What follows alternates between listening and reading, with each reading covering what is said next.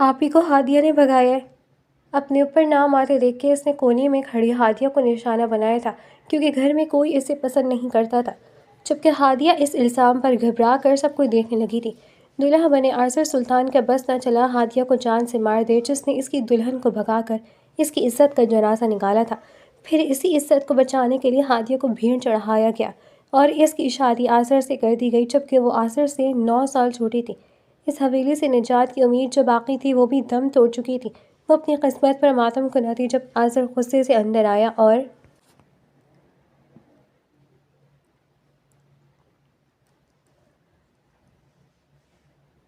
یہ دروازہ کیوں بند ہے اور ماہنور کہاں ہے؟ حویلی کے زنان خانے میں یہ چیخ نما آواز دلہن کی ماں بیگم جہاں کی تھی، جنہوں نے ابھی ابھی اپنی بڑی بیٹی کے کمرے کا دروازہ پیٹنا شروع کیا تھا۔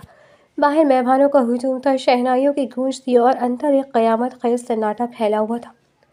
امی امی آپ ہی اندر نہیں ہیں؟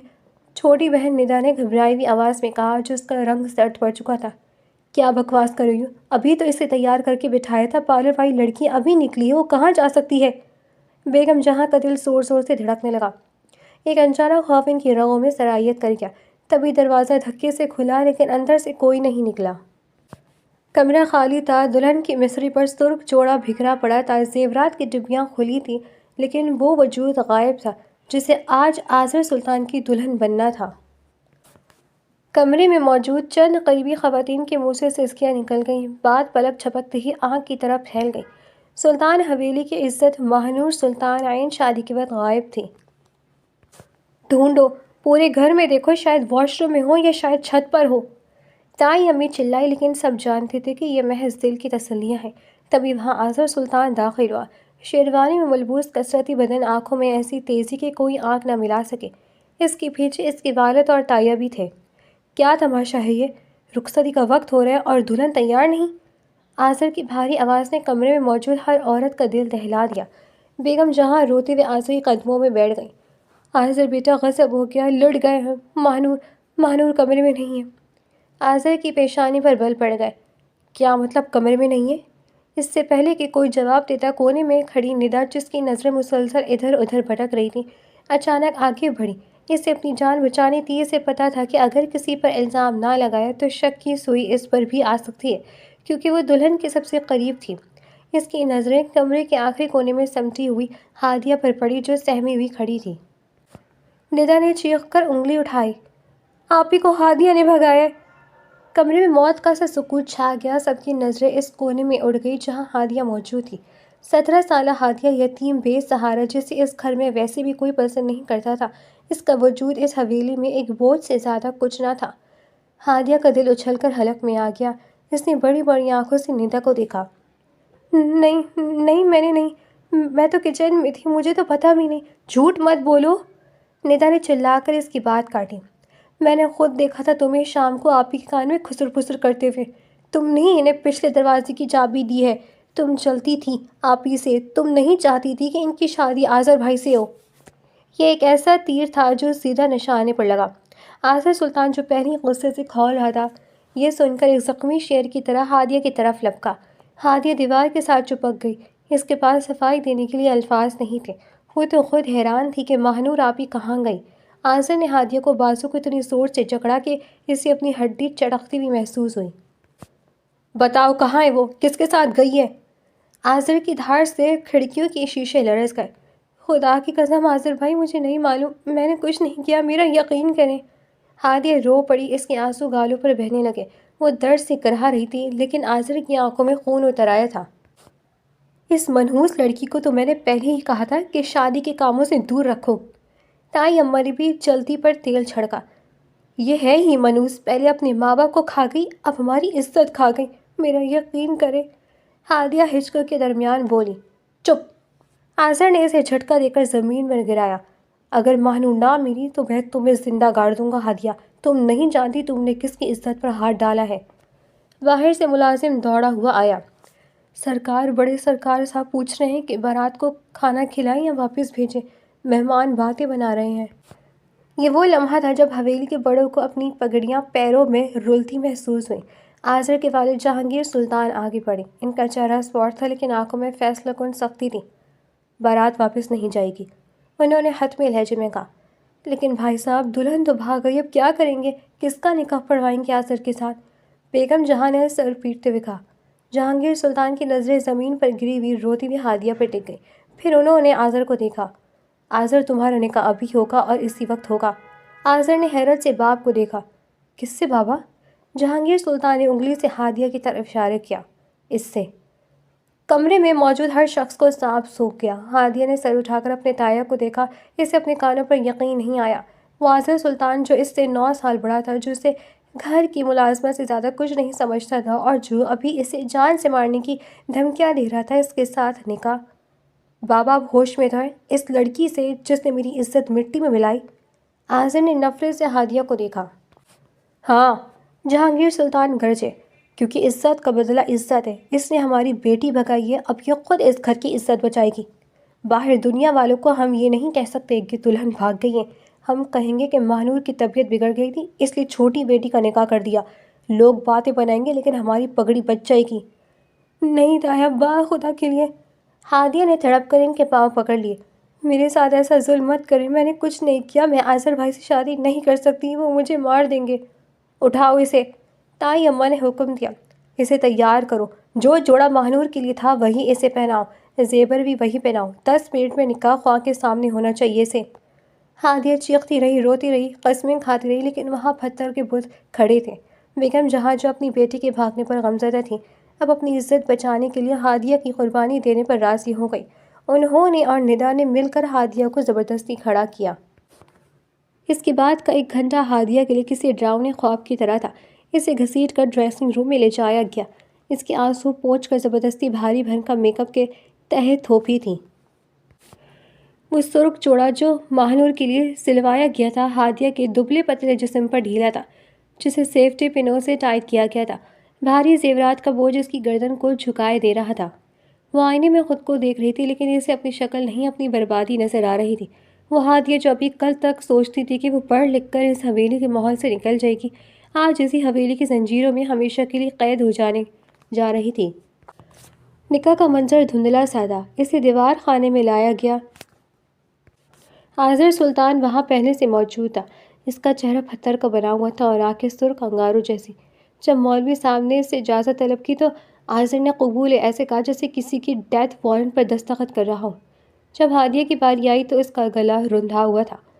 بی بی، کیا آپ کو یہ نکاح قبول ہے؟ اس کے پیچھے کھڑی تائی اماں نے اس کی کمر میں زور سے چٹکی بھری اور کان میں سرگوشی کی۔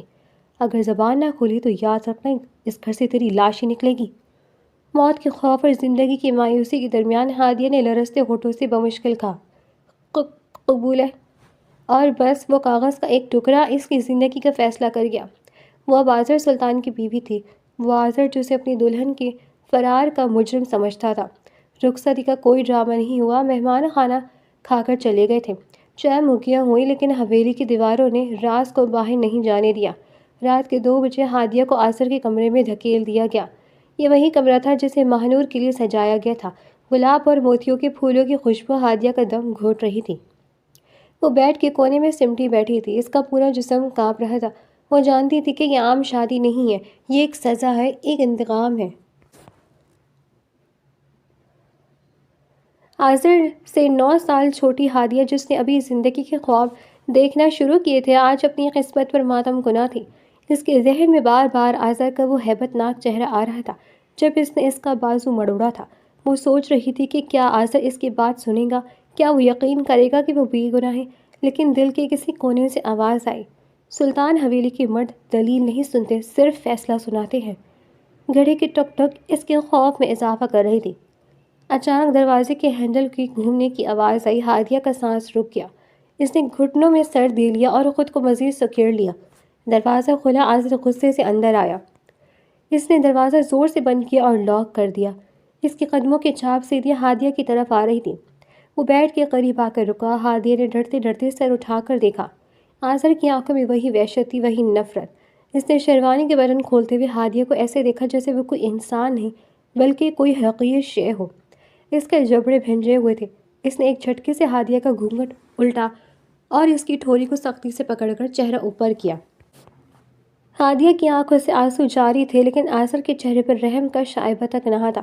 آزر نے دانت پیس کر اس کے چہرے کے قریب جھکتے ہوئے کہا، تمہیں کیا لگا تھا ہادیہ؟ آزر نے دانت پیستے ہوئے اس کے چہرے کے بالکل قریب آ کر کہا۔ اس کی گرم اور غسیلی سانسیں ہادیہ کے چہرے سے ٹکرا رہی تھیں۔ تم اور تمہاری وہ بہن مل کر مجھے دھوکہ دیں گی، میری عزت کا تماشا بنائیں گی اور میں چپ چاپ دیکھتا رہوں گا۔ نہیں آزر بھائی، قسم لے لے، مجھے کچھ نہیں پتا۔ ہادیہ نے لرزتے ہاتھوں سے اس کی کلائی پکڑ کر اپنا چہرہ چھڑوانے کی کوشش کی، لیکن آزر کی گرفت لوہے کی طرح مضبوط تھی۔ آزر بھائی مت کہو مجھے، وہ دھاڑا، اب میں تمہارا شوہر ہوں، وہی شوہر جسے تم دونوں بہنوں نے مل کر ذلیل کیا ہے۔ لیکن یاد رکھنا ہادیہ، جو کچھ تم نے میرے ساتھ کیا ہے، ساری زندگی بھی تم اس کی قیمت چکاؤ گی تو وہ کم ہوگا۔ تم نے میری مردانگی کو میری انا کو چیلنج کیا ہے۔ ہادیہ کا پورا وجود کانپ رہا تھا۔ وہ کچھ کہنا چاہتی تھی، اپنی صفائی دینا چاہتی تھی، لیکن خوف نے اس کی آواز دبا دی تھی۔ مجھے مت چھوئے پلیز، میری بات سنیں۔ وہ پیچھے ہٹنے کی کوشش کرنے لگی۔ آزر کی آنکھوں میں عجیب سی وحشت اتر آئی۔ اس نے ایک جھٹکے سے ہادیہ کو بیڈ پر پیچھے کی طرف دھکیلا۔ ہادیہ سنبھل نہ سکی اور گر گئی۔ اس سے پہلے کہ وہ اٹھتی، آزر اس پر جھکا۔ آج میں تم سے وہ وصول کروں گا جو میرا حق ہے اور جسے چھیننے کی کوشش تم لوگوں نے کی ہے۔ تم میری ملکیت ہو ہادیہ، اور سلطان حویلی کے مرد اپنی چیزوں پر اپنا حق جتانا خوب جانتے ہیں۔ اس کے لہجے کی سرد مہری نے ہادیہ کے خون کو منجمد کر دیا۔ اس نے خوفزدہ ہو کر اپنے سینے پر دوپٹہ اچھی طرح لپیٹ لیا، جیسے یہ کپڑے کا ٹکڑا اسے آزر کے قہر سے بچا لے گا، لیکن آزر نے بے رحمی سے ہاتھ بڑھایا اور ایک ہی جھٹکے میں اس کا بھاری کامدار دوپٹہ کھینچ کر دور پھینک دیا۔ ہادیہ نے چیخ کر اپنے بازو اپنے سینے پر باندھ لی۔ نہیں آزر، خدا کے لیے نہیں، میں آپ کے پاؤں پڑتی ہوں، ایسا مت کریں۔ وہ بلک بلک کر رونے لگی۔ اس کی آنکھوں سے نکلنے والے آنسو اس کے کاجل کو بہا رہے تھے، لیکن آزر کے دل میں رحم کی کوئی گنجائش نہیں تھی۔ یہ ڈرامے بند کرو۔ آزر نے اس کی کلائی پکڑ کر بستر کے ساتھ لگایا۔ تمہارے یہ مگرمچھ کے آنسو مجھے پگھلا نہیں سکتے۔ تم نے مجھے درد دیا ہے، اب درد سہنے کی باری تمہاری ہے۔ ہادیہ چیختی رہی، منتیں کرتی رہی، اپنی بے گناہی کی قسمیں کھاتی رہی کہ اسے ماہنور کے بھاگنے کا علم نہیں تھا، لیکن آزر بہرا ہو چکا تھا۔ اس پر صرف انتقام کا بھوت سوار تھا۔ وہ اسے اپنی بیوی نہیں بلکہ ایک مجرم سمجھ رہا تھا، جسے سزا دینا اس کا فرض تھا۔ کمرے کی دیواریں ہادیہ کی سسکیوں اور آزر کی بھاری سانسوں کی گواہ بن گئی تھیں۔ اس رات محبت کا کوئی لمحہ نہیں تھا، صرف جبر تھا۔ آزر نے اس کی مرضی کے خلاف اس کی روح کو کچلتے ہوئے اپنا وہ حق وصول کیا جو نکاح نے اسے دیا تھا، لیکن جس کی اجازت ہادیہ کا دل نہیں دے رہا تھا۔ اس نے ہادیہ کے وجود کو مسل کر رکھ دیا، محض یہ ثابت کرنے کے لیے کہ وہ حاکم ہے اور ہادیہ محکوم۔ کچھ دیر بعد جب خاموشی چھا گئی، ہادیہ بستر پر سمٹی ہوئی بے آواز رو رہی تھی۔ اس کا وجود دھک رہا تھا، لیکن روح کا زخم اس سے کہیں زیادہ گہرا تھا۔ اسے لگا جیسے وہ میلی ہو گئی ہے، جیسے اس کی عزت نفس کا جنازہ نکل گیا ہو۔ آزر بستر سے اٹھا۔ اس نے بے نیازی سے اپنے کپڑے درست کیے۔ اس کے چہرے پر اب بھی وہی سختی تھی، کوئی پچھتاوا نہیں تھا، کوئی نرمی نہیں تھی۔ اس نے مڑ کر بستر پر پڑی ہوئی ٹوٹی پھوٹی ہادیہ کو دیکھا۔ اٹھو یہاں سے، اس نے سرد لہجے میں حکم دیا۔ ہادیہ نے چونک کر اسے دیکھا۔ اس کی آنکھیں سوجی ہوئی تھیں۔ مجھے اپنی نظروں کے سامنے تمہارا منحوس چہرہ نہیں چاہیے، یہ بیڈ میرے سونے کے لیے۔ اس نے کمرے میں رکھے صوفے کی طرف انگلی سے اشارہ کیا۔ تمہاری جگہ وہاں ہے، اس صوفے پر، اور خبردار جو صبح میرے جاگنے سے پہلے تم نے کوئی آواز نکالی۔ ہادیہ کے پاس بحث کرنے کی ہمت نہیں تھی۔ وہ بمشکل اٹھی، اپنے پھٹے ہوئے کپڑے کو سمیٹا اور لڑکھڑاتے قدموں کے ساتھ صوفے کی طرف بڑھی۔ اس نے زمین سے اپنا دوپٹہ اٹھایا اور خود کو اس میں چھپا لیا۔ صوفے پر لیٹتے اس کا ضبط ٹوٹ گیا۔ اس نے اپنے منہ پر ہاتھ رکھ لیا تاکہ رونے کی آواز باہر نہ نکلے، ورنہ آزر مزید غضبناک ہو جاتا۔ وہ اندھیرے میں چھت کو گھورتے ہوئے اپنی قسمت پر ماتم کرنے لگی۔ آنسوں کی دھند میں اسے اپنا ماضی یاد آنے لگا، وہ لمحے جب اس کی زندگی بدل گئی تھی۔ یہ 10 سال پرانی بات تھی جب 8 سالہ ہادیہ پہلی بار سلطان حویلی کے اس بڑے سے پھاٹک سے اندر داخل ہوئی تھی۔ اس کا ننھا سا ہاتھ اپنے ماموں جہانگیر سلطان کے ہاتھ میں تھا، لیکن اس کی آنکھوں میں پیچھے موڑ موڑ کر اس ایمبولینس کو دیکھ رہی تھی جس میں اس کی ماں کی میت آئی تھی۔ ہادیہ کی ماں جہانگیر سلطان کی بہن تھی، جنہوں نے گھر سے بھاگ کر شادی کی تھی، لیکن شوہر کی وفات کے بعد وہ تنہا رہ گئی، اور پھر بیماری نے انہیں بھی ہادیہ سے چھین لیا۔ مرتے وقت انہوں نے بھائی سے وعدہ لیا کہ وہ ہادیہ کا خیال رکھیں گے، لیکن حویلی کے اندر قدم رکھتے ہی ہادیہ کو اندازہ ہو گیا تھا کہ وہ یہاں بیٹی بن کر نہیں آئی۔ یہ ہے وہ لڑکی، بیگم جہاں نے اسے حقارت سے اوپر سے نیچے تک دیکھا تھا۔ ماں نے تو نام ڈبو ہی دیا، ابھی مصیبت بھی ہمارے سر آ گئی۔ اس دن کے بعد سے ہادیہ کی زندگی بدل گئی۔ اسے چھت پر بنا ایک چھوٹا سا اسٹور نما کمرہ دیا گیا۔ اس کے کھیلنے کے دن ختم ہو چکے تھے۔ اے لڑکی ادھر آؤ، یہ برتن کون دھوئے گا؟ ہادیہ میرے پاؤں دبا دو۔ ہادیہ ندا کا کمرہ صاف کیا تم نے؟ حویلی کی خواتین خاص کر تائیں اماں اور بڑی چچی سارا دن اسے کام پر لگائی رکھتی۔ وہ باورچی خانے میں چھوٹے سے اسٹول پر کھڑی ہو کر برتن دھوتی کیونکہ اس کا قد سنک تک نہیں پہنچتا تھا۔ اس کے ننھے ہاتھوں میں صابن کی جلن ہوتی لیکن وہ شکایت نہیں کر سکتی تھی۔ اسے کبھی نئے کپڑے نہیں ملتے تھے۔ ارے ہادیہ کو نئے کپڑے کی کیا ضرورت ہے؟ ماں نور کے پرانے کپڑے ہیں تو صحیح، تھوڑے چھوٹے کروا کے پہنا دو۔ تائیں اماں اکثر کہتی۔ ہادیہ ہمیشہ ماں نور یا ندا کی اترن پہنتی۔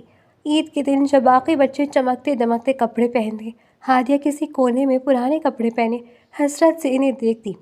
ماں نور اور ندا اسے اپنے ساتھ بٹھانا بھی پسند نہیں کرتی تھی کیونکہ وہ انہیں نوکرانی سمجھتی تھی۔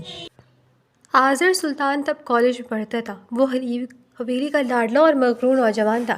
ہادیہ کے لیے وہ کسی شہزادے سے کم نہیں تھا جسے وہ دور سے دیکھتی، لیکن آذر کی نظر میں ہادیہ کا وجود حویلی کے ملازمت سے زیادہ کچھ نہیں تھا۔ وہ کبھی کبھار اسے پانی لانے کا حکم دیتا اور بس، لیکن ان تمام محرومیوں کے بیچ ہادیہ کے دل میں ایک شمع روشن تھی، اور وہ تھی تعلیم کی تڑپ۔ ماموں جہانگیر نے بس اتنی مہربانی کی تھی کہ اسے سرکاری اسکول میں داخل کروا دیا تھا۔ یہ اس کے لیے آکسیجن کی طرح تھا۔ وہ سارے دن جانور کی طرح کام کرتی تاکہ اسے اسکول جانے سے نہ روکا جائے۔ رات کو جب سب سو جاتے، ہادیہ اپنے چھوٹے سے کمرے میں پرانی کتابیں کھول کر بیٹھتی۔ اس کی آنکھوں میں خواب تھے۔ میں پڑھوں گی، میں بہت محنت کروں گی، وہ خود سے باتیں کرتی تھی۔ میں ڈاکٹر بنوں گی یا آفیسر بنوں گی، پھر میں اس حویلی سے نکل جاؤں گی، میں اپنا گھر بناؤں گی جہاں کوئی مجھے نوکرانی نہیں سمجھے گا۔ یہ امید ہی تھی جس نے اسے 10 سال تک زندہ رکھا تھا۔ اس نے ہر طعنہ، ہر تھپڑ، ہر ذلت یہ سوچ کر برداشت کی کہ ایک دن یہ قید ختم ہو جائے گی۔ اس کے میٹرک میں پورے بورڈ میں بہترین نمبر آئے تھے، لیکن گھر میں کسی نے مبارکباد تک نہیں دی تھی سوائے بوڑھے خانزامہ کے۔ ابھی کل ہی تب وہ سوچ رہی تھی کہ FSC کے بعد وہ یونیورسٹی جائے گی، ہاسٹل میں رہے گی اور اس قید سے آزاد ہو جائے گی۔ صوفے پر لیٹی ہادیہ نے ایک لمبی دردناک آہ بھری۔ وہ خواب، وہ آذر کی امید، وہ پڑھائی کا جنون، سب کچھ آج رات اس کمرے میں دم توڑ چکا تھا۔ اس نے آنکھیں کھول کر نیم تاریک کمرے میں بیڈ پر سوئے ہوئے آذر کو دیکھا۔ وہی آذر جسے اس گھر کے لوگ دیوتا مانتے تھے، آج ہادیہ کے لیے وہ جلاد بن چکا تھا۔ کیوں؟ اس کے دل سے فریاد نکلی۔ میرا کیا قصور تھا؟ ماں نور آپ ہی بھاگی، ندا نے جھوٹ بولا اور سزا مجھے ملی۔ اسے شدت سے احساس ہوا کہ اب وہ اس حویلی سے کبھی نہیں نکل سکے گی۔ اس کے گلے میں مسز آذر سلطان کا پٹا ڈال دیا گیا تھا۔ وہ ڈگری جو اسے آزادی دلانے والی تھی، اب اس کی جگہ نکاح نامے نے لے لی تھی جو اس کی بربادی کا پروانہ تھا۔ اس کا جسم دکھ رہا تھا، جگہ جگہ نیل پڑ رہے تھے جہاں آذر نے اسے دبوچا تھا، لیکن اس کی روح کے زخموں سے خون رس رہا تھا۔ وہ ہادیہ جو کبھی نہیں روتی تھی، جو ہر مشکل کا مقابلہ مسکرا کر کرتی تھی، آج اندر سے بالکل ٹوٹ گئی تھی۔ فجر کی اذان کی آواز فضا میں گونجی۔ اللہ اکبر، اللہ اکبر۔ ہادیہ نے کانپتے ہاتھوں سے اپنے آنسو پوچھے۔ ایک نئی صبح ہونے والی تھی، لیکن ہادیہ کی زندگی میں شاید اب ہمیشہ کے لیے رات چھا چکی تھی۔ وہ جانتی تھی کہ جب سورج نکلے گا تو اس کا سامنا صرف آذر سے نہیں بلکہ پوری حویلی سے ہوگا، ان تانوں سے ہوگا جو اب اس کا مقدر تھی۔ وہ اٹھ کر بیٹھ گئی۔ اس نے گھٹنوں میں سر دیا اور سسکی لی۔ یا اللہ مجھے صبر دے یا مجھے موت دے دے۔ کمرے میں سناٹا تھا، صرف اس کی ٹوٹی ہوئی سانسوں کی آواز تھی اور سامنے سویا وہ شخص جس نے ابھی ابھی اس کی زندگی کی کتاب کے سارے ورق پھاڑ دیے تھے۔ نکاح کو 1 مہینہ بیت چکا تھا، لیکن سلطان حویلی کی در و دیوار کے لیے کچھ نہیں بدلتا تھا۔ سورج روز اسی طرح نکلتا، ملازم اسی طرح بھاگ بھاگ کر کام کرتے اور بیگم جہاں کا حکم اسی طرح چلتا۔ اگر کچھ بدلا تھا تو وہ صرف ہادیہ کی زندگی تھی جو جہنم سے بدتر ہو چکی تھی۔ ہادیہ کی حیثیت میں رتی بھر بھی فرق نہیں آیا تھا۔ وہ پہلے یتیم ہادیہ تھی، اب مسز آذر سلطان تھی، لیکن صرف کاغذوں میں۔ عملی طور پر وہ اب بھی وہی ملازمت تھی جس کے ہاتھوں کی لکیریں برتن مانجنے اور کپڑے دھوتے گھس چکی تھیں۔ صبح صادق کے وقت وہ اٹھتی، پورے گھر کا ناشتہ تیار کرتی، آذر کے کپڑے استری کرتی، اس کے جوتے پالش کرتی، اور ان سب کے بدلے اسے کیا ملتا؟ تائی اماں کی جھڑکیاں، ندا کے طنزیہ جملے اور آذر کی وحشت۔ آذر سلطان نے اسے بیوی نہیں بلکہ اپنی ذاتی جاگیر سمجھ لیا تھا۔ وہ جب چاہتا جیسے چاہتا اس کے وجود کو رون کر رکھ دیتا۔ اس کی آنکھوں میں ہادیہ کے لیے محبت اور دور ہمدردی کبھی شائبہ تک نہ ہوتا۔ وہ صرف اپنا غصہ، اپنی انا کی تسکین اور اپنی توہین کا بدلہ اس کمزور لڑکی سے لیتا تھا۔ رات کا پہر ہادیہ کے لیے کسی عذاب سے کم نہ ہوتا۔ وہ صوفے پر سمٹی اپنی زخمی روح کو سمیٹنے کی کوشش کرتی، جبکہ آذر اپنی تسکین کے بعد اسے حقارت سے دیکھ کر سو جاتا۔ ہادیہ اکثر سوچتی کہ کیا اس کی ساری زندگی اسی طرح گزرے گی؟ کیا وہ اسی گھٹن میں مر جائے گی؟ اس دن موسم میں عجیب سی حبس تھی۔ دوپہر کا وقت تھا اور سورج آگ برسا رہا تھا۔ حویلی میں خاموشی چھائی ہوئی تھی، کیونکہ مرد حضرات دفتروں اور زمینوں پر گئے ہوئے تھے اور خواتین اپنے کمروں میں آرام کر رہی تھیں۔ آذر سلطان خلاف معمول جلدی گھر آ گیا تھا۔ اس کی طبیعت صبح سے ناساز تھی۔ شدید سر درد اور بخار نے اسے نڈھال کر رکھا تھا۔ وہ چاہتا تھا کہ سیدھا اپنے کمرے میں جائے، لائٹس بند کر کے اور سکون سے سو جائے۔ وہ سیڑھیاں چڑھ کر اوپر والی منزل پر آیا۔ راہداری میں سناٹا تھا۔ اس کے قدموں کی آہٹ فضا میں گونج رہی تھی۔ وہ اپنے کمرے کی طرف بڑھ رہا تھا جب ندا کے کمرے کے پاس سے گزرتے ہوئے اس کے قدم رک گئے۔ دروازہ ادھ کھلا تھا۔ اندر سے ندا کی ہنستی ہوئی آواز آ رہی تھی۔ وہ شاید فون پر اپنی کسی سہیلی سے بات کر رہی تھی۔ آذر کا ارادہ اس کی بات سننے کا نہیں تھا۔ وہ آگے بڑھنے ہی والا تھا کہ ندا کے منہ سے نکلنے والے جملے نے اس کے قدموں کو زمین میں گاڑ دیا۔ ارے یار، تم نہیں سمجھو گی، مجھے تو آذر بھائی سے بہت ڈر لگا جب مانو راپی بھاگی۔ مجھے لگا تھا میری چوری پکڑی جائے گی۔ آذر کا ہاتھ جو ماتھے پر تھا وہیں جم گیا۔ اس کے دماغ میں سائیں سائیں ہونے لگی۔ اس نے سانس روک کر کان دروازے کی طرف لگا دیے۔ اندر ندا بیڈ پر لیٹی ٹانگیں ہلاتے ہوئے بے فکری سے فون پر بات کر رہی تھی۔ اسے وہم و گمان بھی نہیں تھا کہ موت اس کے دروازے پر کھڑی ہے۔ ہاں نا، ندا نے قہقہ لگایا۔ اگر گھر والوں کو پتہ چل جاتا کہ وہ مانو راپی کی مدد میں نے کی تھی اور میں جانتی تھی کہ وہ کسے پسند کرتی ہیں اور کہاں جا رہی ہے، تو میرا تو قیمہ ہی بن جاتا۔ شکر ہے وہ بیوقوف ہادیہ پھنس گئی۔ سارا الزام اس کے سر آ گیا اور میری جان چھوٹ گئی۔ اب بھگتے وہ ساری زندگی آذر بھائی کا غصہ۔ باہر کھڑے آذر کو لگا جیسے کسی نے پگھلا ہوا سیسا اس کے کانوں میں انڈیل دیا ہو۔ اس کی آنکھوں جو بخار سے سرخ تھیں اب غصے سے خون میں نہا گئی۔ جس ہادیہ کو پچھلے 1 مہینے سے مجرم سمجھ کر سزا دے رہا تھا، جسے اس نے پل پل اذیت دی تھی، وہ بے گناہ تھی، اور اصل مجرم اس کے گھر میں اس کی اپنی چچا زاد بہن تھی۔ آذر کے دماغ پر خون سوار ہو گیا۔ اس نے ایک زوردار لات مار کر دروازہ کھولا۔ ندا جو فون پر ہنس رہی تھی، اس کا قہقہ حلق میں پھنس گیا۔ اس نے خوفزدہ نظروں سے دروازے میں کھڑے شخص کو دیکھا۔ آذر سلطان، جو کسی بھپرے ہوئے شیر کی طرح لگ رہا تھا۔ اس کا چہرہ تمتما رہا تھا، رگیں پھولی ہوئی تھیں اور آنکھوں میں ایسی وحشت تھی کہ ندا کا دل بند ہونے کو آ گیا۔ موبائل اس کے ہاتھ سے چھوٹ کر قالین پر گر گیا۔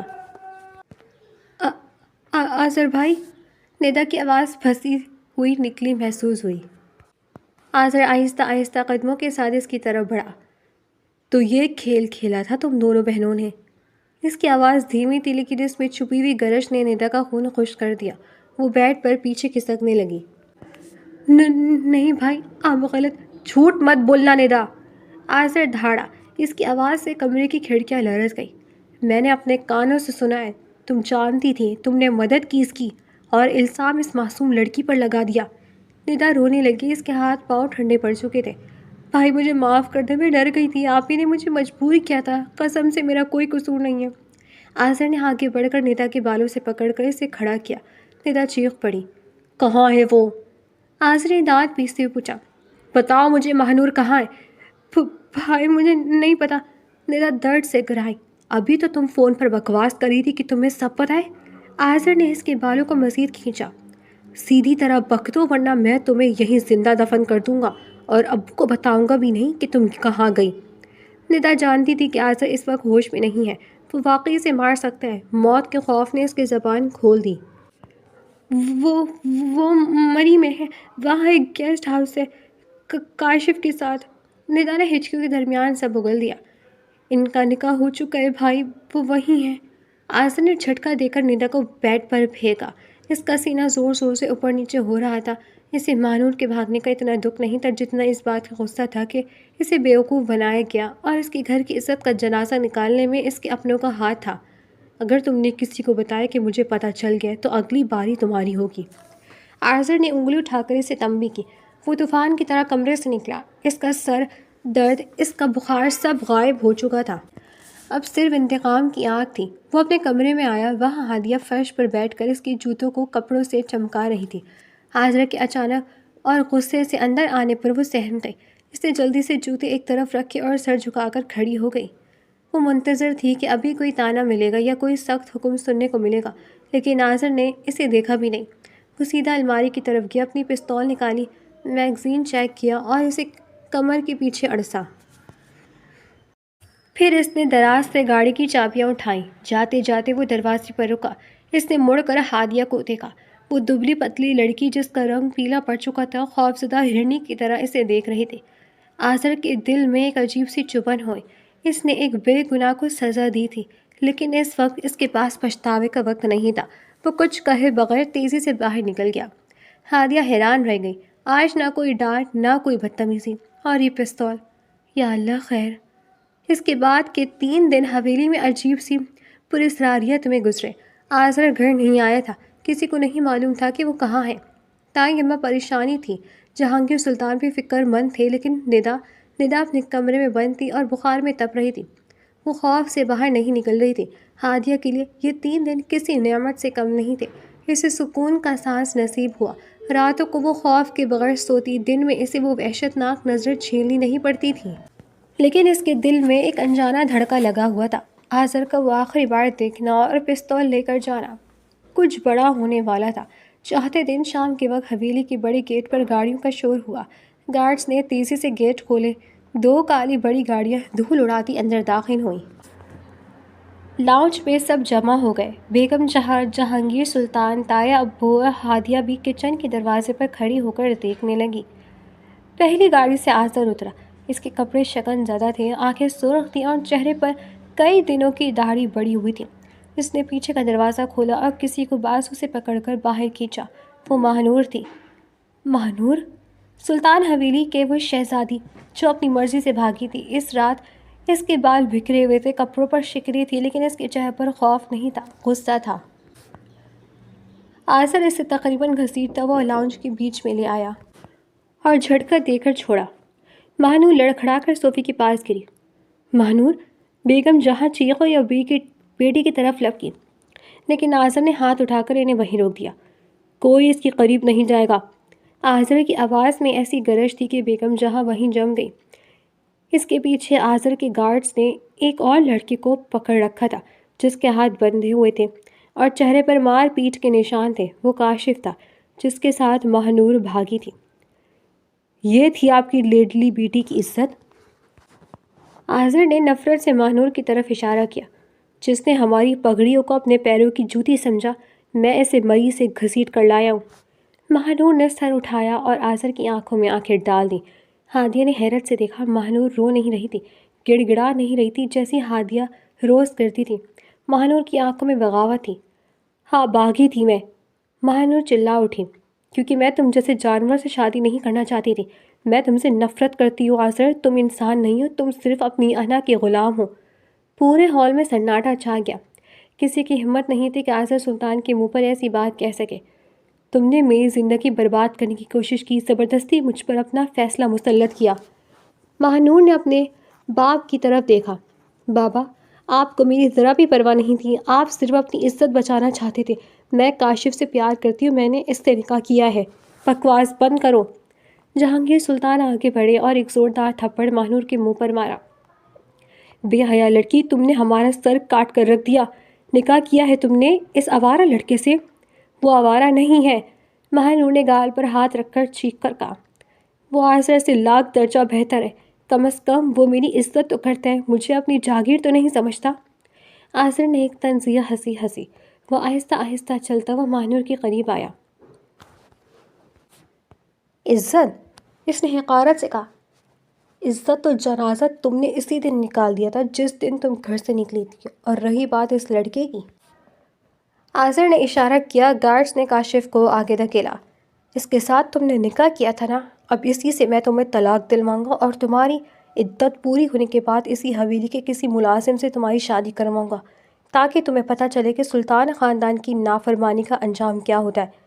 نہیں، مہنور چیخی، تم ایسا نہیں کر سکتے، میں سب کچھ کر سکتا ہوں، آذر نے سرد لہجے میں کہا، کیونکہ میں آذر سلطان ہوں۔ ہادیہ کچن کے دروازے کی اوٹ میں کھڑی یہ سب دیکھ رہی تھی۔ اس کا دل زور زور سے دھڑک رہا تھا۔ مہنور کی واپسی سے ایک بات تو طے تھی کہ سچ سامنے آ چکا تھا، سب کو پتہ چل گیا تھا کہ ہادیہ بے گناہ تھی۔ اچانک آذر کی نظریں گھومتی ہوئی ہادیہ پر پڑی۔ ہادیہ سہم گئی، لیکن اس بار آذر کی آنکھوں میں وہ درندگی نہیں تھی۔ ایک پل کے لیے اس کی نظروں میں ایک عجیب سا خلا تھا، جیسے وہ کچھ سمجھنے کی کوشش کر رہا ہو، لیکن پھر وہ مڑا اور گارڈز کو حکم دیا، اس لڑکے کو پولیس کے حوالے کرو، اغوا کا پرچہ کٹواؤ اور مہنور کو اس کے کمرے میں بند کرو، باہر پہرا لگا دو، اگر اس نے خودکشی کی بھی کوشش کی تو ذمہ دار تم سب ہوگے۔ مہنور چیختی چلاتی رہی، گالیاں دیتی رہی، لیکن اسے زبردستی کمرے میں لے جایا گیا۔ بیگم جہاں روتی ہوئے صوفے پر ڈھہ گئیں۔ آذر نے تھکے ہوئے انداز میں اپنی گردن کی ہڈی چٹکائی۔ اس نے اپنے والد کو دیکھا۔ ابو، آپ کی عزت واپس آ گئی ہے، اب اس کا کیا کرنا ہے یہ آپ جانیں اور آپ کا کام، میں تھک چکا ہوں۔ وہ مڑ کر سیڑھیوں کی طرف بڑھا۔ ہادیہ جلدی سے پیچھے ہٹ گئی۔ آذر اس کے قریب سے گزرا، اس کے جسم سے پسینے اور سگریٹ کی بو آ رہی تھی۔ ہادیہ کو لگا کہ وہ رک جائے گا، شاید کچھ کہے گا، شاید معافی مانگے گا، یا شاید اسے اپنی غلطی کا احساس ہوگا کہ اس نے ایک بے گناہ کو کتنا ستایا، لیکن آذر نہیں رکا۔ وہ سر جھکائے خاموشی سے اپنے کمرے کی طرف بڑھ گیا۔ ہادیہ وہیں کھڑی رہ گئی، اس کی آنکھوں میں آنسو آ گئے۔ میری بے گناہی ثابت ہو کر بھی کیا فائدہ؟ اس نے سوچا، میں تو پھر بھی قیدی ہوں، پہلے مانور کے گناہ کی سزا کاٹ رہی تھی، اب شاید اس کی واپسی کے طوفان کا نشانہ بنوں گی۔ لیکن اسے یہ نہیں پتہ تھا کہ آذر کے دل میں ایک گرہ لگ چکی تھی۔ ندا کی باتیں اور ہادیہ کی خاموشی آنکھیں اسے اندر ہی اندر کچوے لگا رہی تھیں۔ وہ ظالم ضرور تھا لیکن بے حس نہیں تھا۔ اسے احساس ہو رہا تھا کہ اس نے غصے میں آ کر ہادیہ کے ساتھ جو کیا وہ ظلم تھا۔ رات گئے ہادیہ حسب معمول صوفے پر لیٹنے کی تیاری کر رہی تھی جب باتھ روم کا دروازہ کھولا اور آذر باہر نکلا۔ وہ شاور لے چکا تھا۔ اس نے ہادیہ کو دیکھا جو اپنا دوپٹہ اوڑھ کر صوفے پر سکڑ رہی تھی۔ آذر کچھ دیر اسے دیکھتا رہا، پھر اس نے پہلی بار نرم لہجے میں کچھ کہا، ہادیہ۔ ہادیہ چونک کر کھڑی ہو گئی، اس کا دل حلق میں آ گیا۔ جی آذر بھائی، سوری، جی کہیے۔ وہ گھبرا گئی۔ آذر اس کے قریب آیا۔ ہادیہ پیچھے ہٹی لیکن دیوار آ گئی۔ آذر نے اس کے چہرے کو غور سے دیکھا۔ اس کی آنکھوں کے نیچے ہلکے پڑ چکے تھے اور چہرہ کمزور ہو گیا تھا۔ آج صوفے پر نہیں، آذر نے نگاہیں چرا کر کہا، آج تم بیڈ پر سو جاؤ۔ ہادیہ کو اپنے کانوں پر یقین نہیں آیا۔ اس نے سوالیہ نظروں سے اسے دیکھا۔ اور آپ؟ وہ بمشکل بولی، میں اسٹڈی روم میں جا رہا ہوں، مجھے کچھ کام ہے۔ آذر یہ کہہ کر مڑا اور کمرے سے نکل گیا۔ ہادیہ حیدر کے سمندر میں ڈوب گئی۔ یہ پہلی رات تھی جب آذر نے اسے کوئی تکلیف نہیں دی تھی، بلکہ اپنا بستر اس کے لیے چھوڑ دیا تھا۔ کیا یہ پچھتاوا تھا، یہ طوفان سے پہلے کی خاموشی؟ مہنور کی واپسی نے حویلی کی سیاست اور آذر کے رویے میں ایک ہلچل مچا دی تھی۔ اب دیکھنا یہ تھا کہ نفرت اور انتقام کی آگ ہادیہ کا گھر جلاتی ہے یا اسے روشنی دیتی ہے۔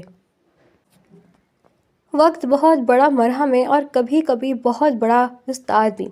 سلطان حویلی کی اونچی دیواروں نے پچھلے 6 مہینوں میں بہت کچھ بدلتے دیکھا تھا۔ موسم بدل گئے تھے، رویے بدل گئے تھے اور سب سے بڑھ کر تقدیریں بدل گئی تھیں۔ حویلی کے ایک حصے میں جہاں کبھی قہقہے گونجتے تھے، اب وہاں صرف چیخوں کی آوازیں آتی تھیں۔ یہ مہنور کا کمرہ تھا، وہ مہنور جو کبھی اس گھر کی رونق تھی، اب اس گھر کا عبرتناک باپ بن چکی تھی۔ شام کا وقت تھا، ہادیہ کچن میں چائے بنا رہی تھی۔ اس کے انداز میں اب وہ پہلے والی گھبراہٹ نہیں تھی۔ اس نے ایک نفیس سوٹ پہن رکھا تھا، ہاتھوں میں سونے کی ہلکی چوڑیاں کھنک رہی تھیں جو پچھلے ہفتے ہی آذر اس کے لیے لایا تھا۔ بیوی جی رہنے دیں، میں بنا لیتی ہوں، ملازمہ نے بھاگ کر کہا۔ ہادیہ مسکرائی، کوئی بات نہیں سغرا آپا، آذر کو میرے ہاتھ کی چائے پسند ہے، میں خود بناؤں گی۔ یہ وہ تبدیلی تھی جو آہستہ آہستہ آئی تھی۔ آذر سلطان، جس نے اپنی شادی کی پہلی رات ہادیہ کی عزت نفس کو کچل دیا تھا، پچھلے چند مہینوں میں اپنی پیشمانی کی آگ میں چل کر کندھن بن چکا تھا۔ جب اسے ندا اور مہنور کی سازش کا علم ہوا اور جب اس نے ہادیہ کے خاموشی صبر کو دیکھا تو اس کا دل پگھلتا گیا۔ اسے احساس ہو گیا تھا کہ جس نے اسے حقیر سمجھا وہی دراصل سب سے زیادہ باوقار تھی۔ ہادیہ ٹرے لے کر کمرے میں آئی۔ آذر صوفے پر بیٹھا لیپ ٹاپ پر کچھ کام کر رہا تھا۔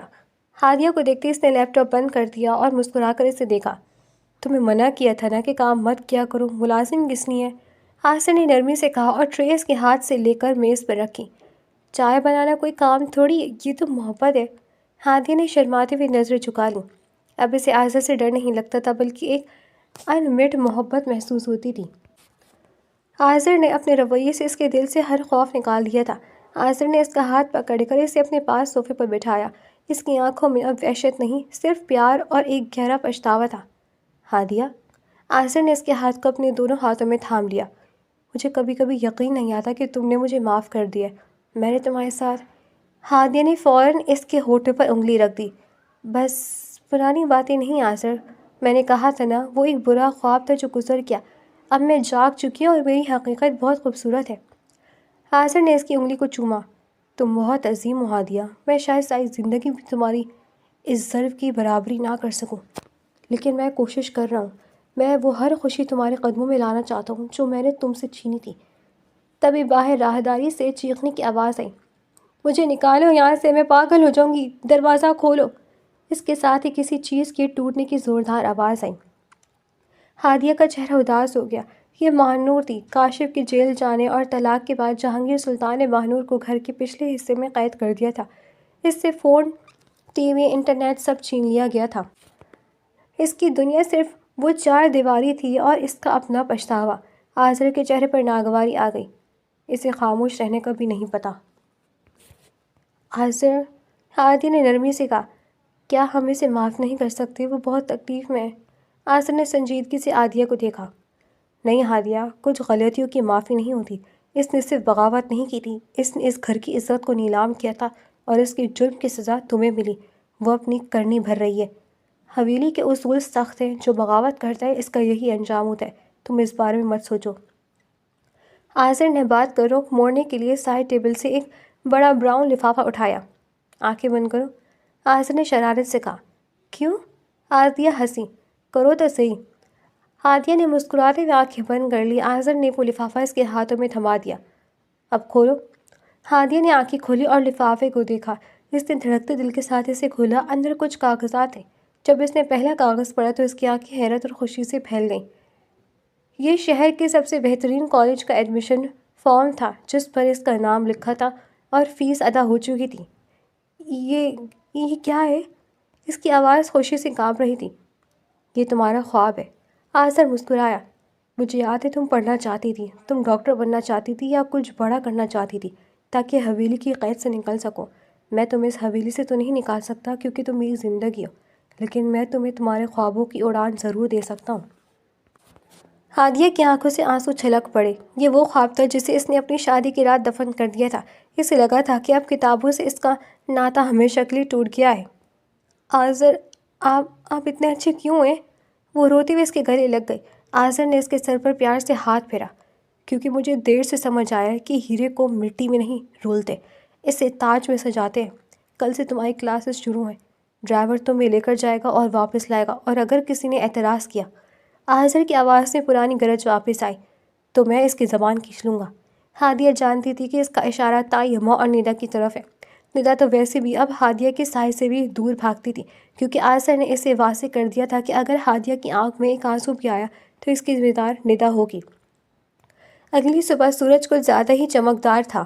ہادیہ آئینے کے سامنے کھڑی تیار ہو رہی تھی۔ اس نے سفید شلوار قمیص کے اوپر سیاہ چادر اوڑھ رکھی تھی، کندھے پر بیگ تھا۔ وہ آئینے میں خود کو دیکھ رہی تھی، لیکن آج اسے کوئی مظلوم لڑکی نظر نہیں آ رہی تھی بلکہ ایک پرعزم طالب علم نظر آ رہی تھی۔